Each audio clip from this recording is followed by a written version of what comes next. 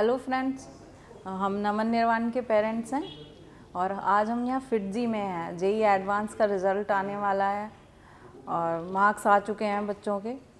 और हमें फिटजी के बारे में काफ़ी टाइम से पता था। जब नमन 7th क्लास में था तब हमें पता लग गया था कि फिटजी अच्छा है, जेई के लिए है। यहाँ जेई के लिए एंट्रेंस के लिए बच्चों को तैयारी करवाई जाती है। तो उसके बाद 7th से तो उस टाइम यहाँ पे एडमिशन नहीं थे। उसके बाद 9th में दीवान स्कूल में पढ़ते थे बच्चे, दोनों ही हापुड़ में। नमन ने फॉर्म भरा और ये एडमिशन के लिए बिग बैंग में टेस्ट दिया और उसके टेस्ट में अच्छे मार्क्स आए। 75% इसको स्कॉलरशिप मिली। उसके बाद यहाँ से फैकल्टी का हमें फ़ोन गया और उन्होंने कहा कि आपके बच्चा अच्छा कर रहा है, इसको यहाँ एडमिशन दिलवाओ, हम जेई के लिए तैयारी करवाते हैं। जेई एक्चुअली क्या है, कैसे इसको करना होता है या कितनी इसमें बच्चे को मेहनत करनी पड़ती है। उसके बाद जब हम यहाँ आए, इन्होंने हमें समझाया कि ये जेई है और इस तरह अगर यहाँ पे एडमिशन लेगा इतना आपका बच्चा इम्प्रूव करेगा। तो हमने यहाँ इसको एडमिशन दिलवाया और उसके बाद 1 साल के बाद ही हमें अंतर पता चलने लगा था।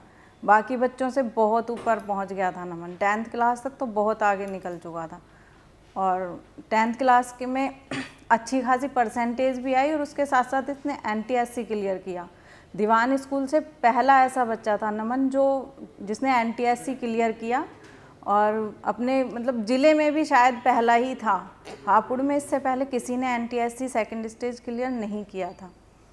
और उसके बाद फिर KVPY इसने दिया, तब ये थोड़ा डिप्रेशन में आया क्योंकि KVPY में मिस हो गया, इससे नहीं हो पाया।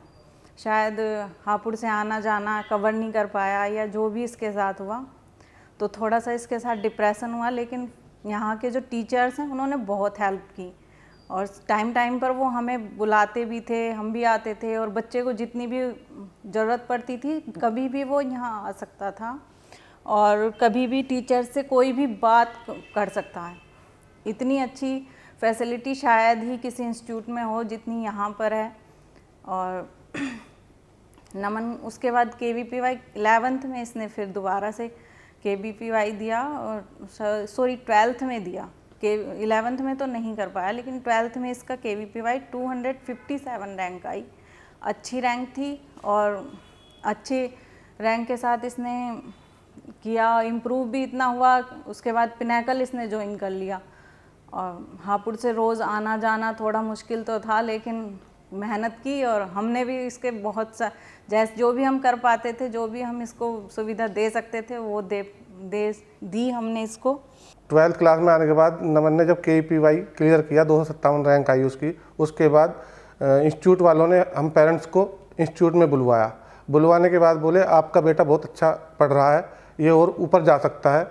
तो उन्होंने हमें बताया कि एक वीकेंड से करके आप इसे पिनैकल में करा दीजिए।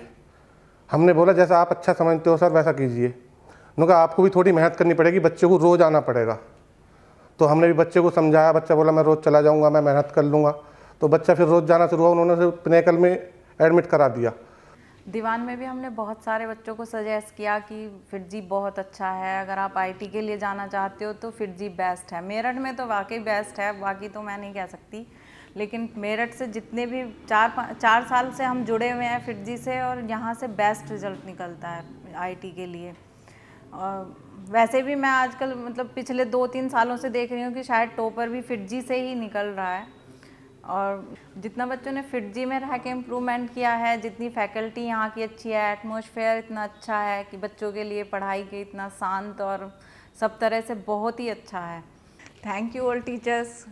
टीचर्स को तो मैं बहुत कई बार थैंक यू बोलना चाहूँगी क्योंकि हम शायद यहाँ पर नहीं पहुँच पाते, ना नमन यहाँ पे होता, ना शायद हम यहाँ पे होते अगर हमें फिटजी से हम अटैच नहीं हो पाते या किसी वजह से हम फिटजी नहीं आते तो शायद हम यहाँ नहीं होते। जहाँ आज बच्चा खड़ा है, जिस लेवल पर है वो लेवल नहीं शायद मिल पाता बच्चे को।